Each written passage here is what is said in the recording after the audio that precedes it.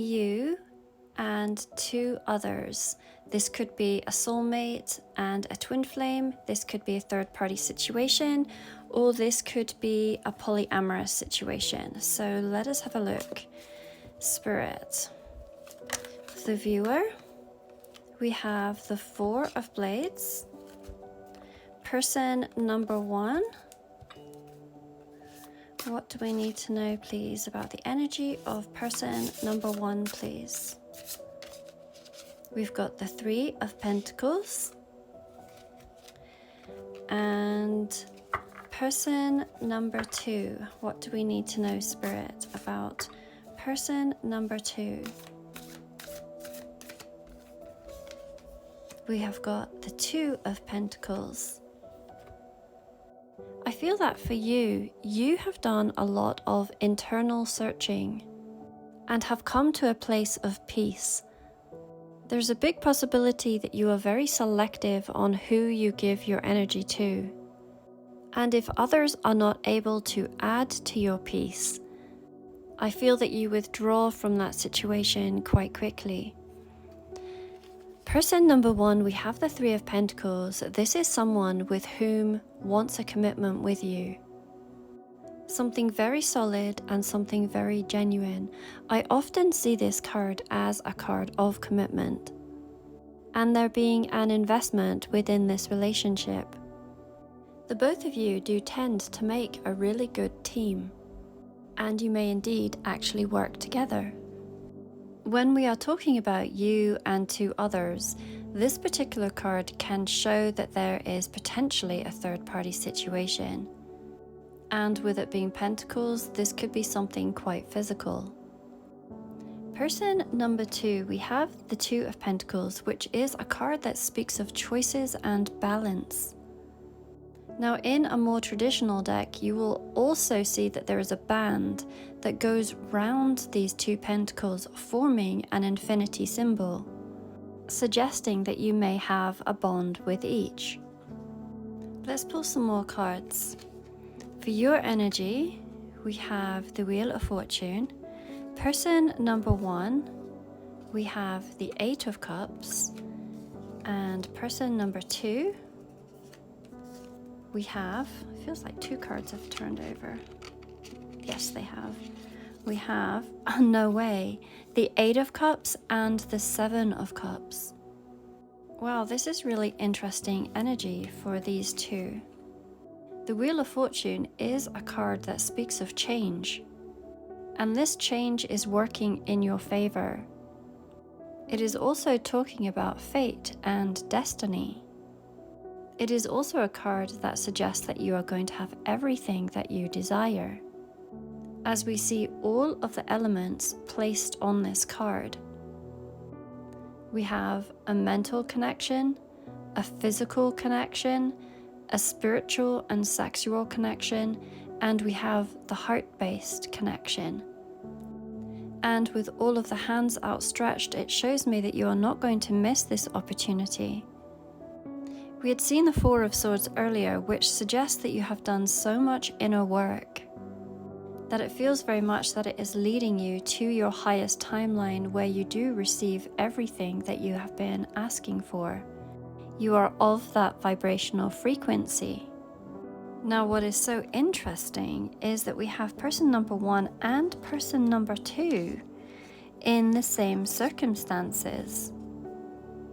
There's a part of me that is wondering if you have left both of these people. Maybe they're from the past, or you are feeling about leaving both of these people. I think I'm going to have to look at some more cards before I decipher. But with person number two, we have the Seven of Cups, which again is talking about choices, as we had seen here with this Two of Pentacles. Let's see if we can figure out this story. Okay, your energy, let's pick up two cards for you. Queen of Rods and the Ace of Cups. Person number one, let's do two cards. We have the Knight of Cups and we have the Strength card. And for person number two, we have the Ace of Pentacles and the Four of Wands.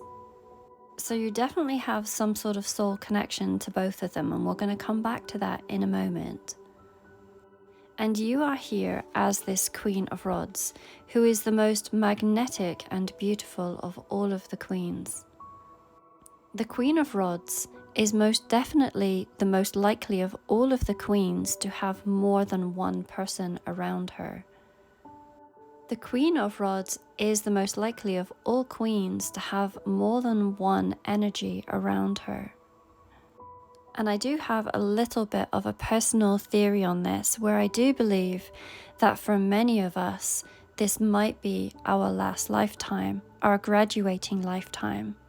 And therefore we may have chosen to come and incarnate with our closest soul family in this particular lifetime, so that we can all go through the graduation process, as it were, together.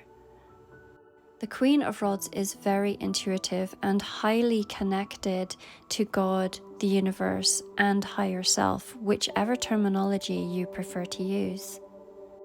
The Ace of Cups is also your energy. We can see here written on the card, no one, or number one.